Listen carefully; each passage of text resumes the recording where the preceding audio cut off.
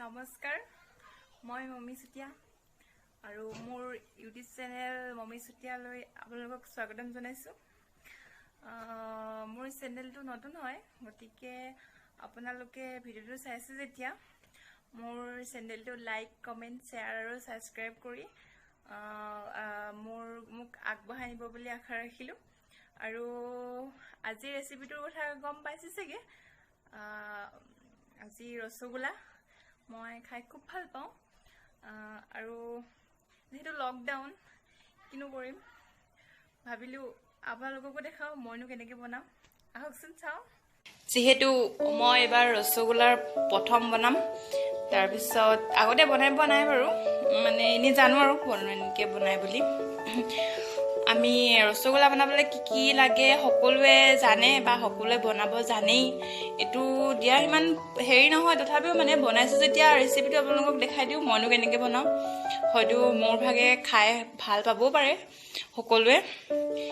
মই বনাবলৈ লৈছোঁ লগত চেনি, তাৰপিছত আমুল তাজা গাখীৰ, আটা, ময়দাও দিব পাৰি। আটা মানে আমাৰ ঘৰত ময়দা নাই, আনিবলৈও নহ'ল যিহেতু লকডাউন, সকলো দোকানত নাথাকেও, মানে মই আটাই দি দিছোঁ। তাৰপিছত এইটো কাজি নেমু ঘৰ বাৰীতে আছিলে, এইটো ইলাচি পেকেট ধুনীয়া ধুনীয়া গোন্ধাবৰ বাবে আৰু মই ব্যৱহাৰ কৰোঁ। বেলেগে বেলেগকৈ ইউজ কৰিব পাৰে, বেলেগ বেলেগ কৰে চাগে, নাজানো আৰু আগতে বনাই পোৱা নাই যে। তাৰপিছত এতিয়া আমি আহক ৰেচিপিটো কেনেকৈ বনাই ষ্টাৰ্ট কৰোঁ। এতিয়া আমি গেছটো জ্বলাই কেৰাহীখন গৰম হ'বলৈ দিছোঁ। আমি কেৰাহীতে গাখীৰখিনি গৰম কৰিম, যিহেতু আমাৰ ঘৰত 1 লিটাৰ গাখীৰটো মানে 1 লিটাৰ মানে গাখীৰ জোখৰ আমাৰ ঘৰত মানে যতন নাই গৰম কৰিবলৈ, আছে সৰু সৰু, সেইবিলাকত অলপ অসুবিধা হ'ব। এতিয়া কেৰাহীখন গৰম হৈ গ'ল, আমি এতিয়া গাখীৰ ঢালি দিম।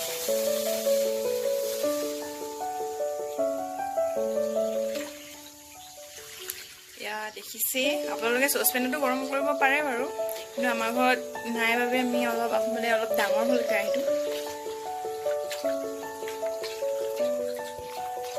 এয়া গাখীৰখিনি গৰম হৈ গ'ল। এতিয়া আমি মানে গাখীৰখিনি ফাটিবৰ কাৰণে নেমু অলপ চেপি দিম গাখীৰখিনিত। নেমুখিনি মানে চেপি গুটিখিনি উলিয়াই এয়া মই চাকিত নেমুখিনি ৰসখিনি উলিয়াই ল'লোঁ। তাৰপিছত গাখীৰখিনি ফাটিবৰ কাৰণে মই নেমুখিনি ঢালি দিছোঁ। এতিয়া আমি এনেকৈ লৰাই থাকিম গাখীৰখিনি টেঙা দিয়াৰ পিছত, যিহেতু টেঙাখিনি মিশ্ৰণ হ'ব লাগিব গাখীৰখিনিৰ লগত, নহ'লে গাখীৰখিনি সম্পূৰ্ণ ফাটি নাযাব। ৰসগোল্লা বনাবলৈ ফাটি নগ'লে মানে অসুবিধা হ'ব। আপোনালোকে অলপ সময় এনেকৈ লৰাই থাকিব। এতিয়া গাখীৰখিনি ফাটিবলৈ আৰম্ভ কৰিছে, মানে প্ৰায় ফাটিয়ে গ'ল, উতলিছে। এতিয়া 5 মিনিটমান উতলাৰ পাছত গাখীৰখিনি উতলি ফাটি সম্পূৰ্ণ হৈ গ'ল। এয়া আপোনালোকে দেখিছে। এতিয়া আমি গেছটো অফ কৰি দিম। এতিয়া গাখীৰ, তাৰপিছত এইখিনি আমি ভালদৰে চফা পাতল কাপোৰ এখনত, যাতে এইখিনি সৰকি যাব পাৰে, আমি চাকি ল'ম। তাৰপিছত আমি এনেদৰে চাকিম, আপোনালোকে দেখিছে বগা কাপোৰ এখনৰ ওপৰত যতন এটা থৈ লৈছোঁ। তাৰপিছত এইখিনি এতিয়া সৰকি যাব পৰাকৈ এনেকৈ চাকি ল'ম। এতিয়া এইখিনি দেখিছে আপোনালোকে চাকি হৈ গ'ল, প্ৰায় গোটা গোটা হৈ গৈছে। এতিয়া আমি এইখিনি ধুই ল'ম। টেঙা দিছিলোঁ যে, টেঙাখিনি যাতে মানে অনুভৱ নহয় টেঙা সেইকাৰণে আমি মানে এইখিনি অলপ এতিয়া চকাৰ নিচিনাই আৰু ধুই ল'ম, মানে এনেকৈ আৰু যিদৰে চাকিছিলোঁ সেইদৰে। দেখিছে আপোনালোকে আমাৰ গাখীৰখিনি ধোৱা হৈ গ'ল। তাৰপিছত সেই কাপোৰখনৰ পৰা ইয়াত আমি বাচনটোত বাকি ল'লোঁ। তাৰপিছত ইয়াত আমি অলপ আটা দিম, ময়দাও দিব পাৰে বাৰু, কিন্তু আমাৰ ওচৰত যিহেতু আপোনালোকক আগতে দেখাইছিলোঁ, আমাৰ ঘৰত ময়দা নাই, যিহেতু আমি আটাই মিক্স কৰি দিছোঁ। একো নহয়, একেটাই কাম কৰে। তাৰপিছত এইখিনি আমি ভালকৈ মঠি ল'ম। এতিয়া আপোনালোকে দেখিছে এই গাখীৰখিনি মঠি খুব কোমল কৰি আমি ইয়াত লাডু কৰি ল'লোঁ। তাৰপিছত এই সৰুকৈ এটা থাকি গ'ল আৰু সেইটো পিটকা হৈ গ'ল। খাব আৰু পোৱালি আছে আমাৰ ঘৰত, পোৱালি কেইটামান। এতিয়া গেছটো জ্বলাই লৈছোঁ, জ্বলাই কেৰাহীখন পাতি পানী অলপ গৰম কৰি পানী ঢালি দিওঁ দেই।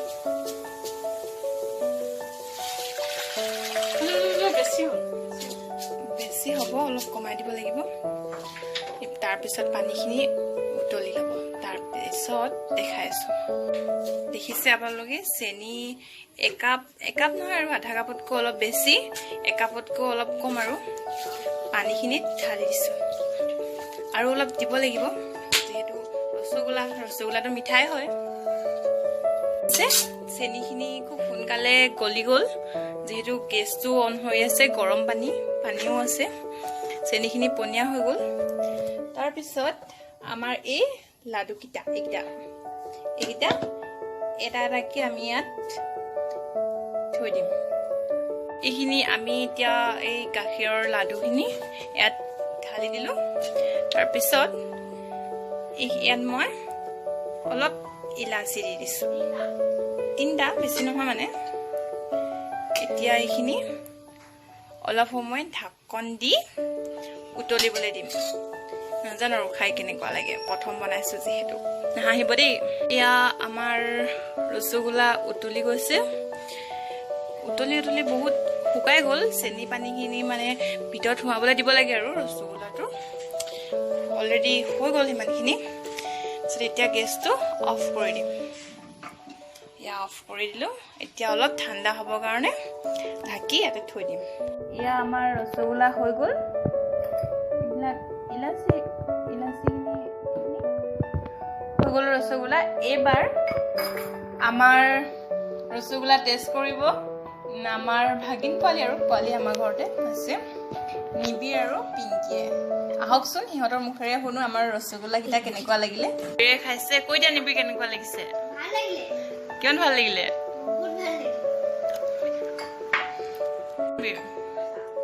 কোৱা আকৌ। খাবলৈ লাগিছে পুৰা, নিবিৰে খাই বহুত ভাল পাইছে বোলে সি। কৈ দিয়া আকৌ। কোৱা। ভিডিঅ'টো দীঘল হৈ গৈ আছে কিন্তু, তুমি কোৱা, ভাল জলদি কৈ দিয়া। কোৱা আকৌ। কৈ দিয়া কেনেকুৱা লাগিছে খাবলে। এইফালে চোৱা আকৌ। কোৱা আকৌ, জোকে কৈ দিয়া।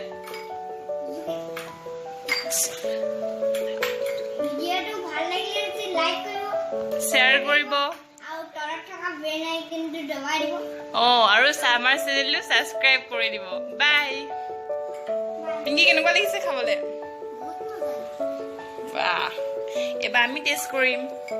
বোলে আছে আৰু পোৱালি পিচকাকেইটাক দি লৈছোঁ। পিচকা ৰসগোল্লাটো আমাৰ নিবিৰে খাইছে আৰু খাব বোলে, সি বহুত ভাল লাগিছে বোলে।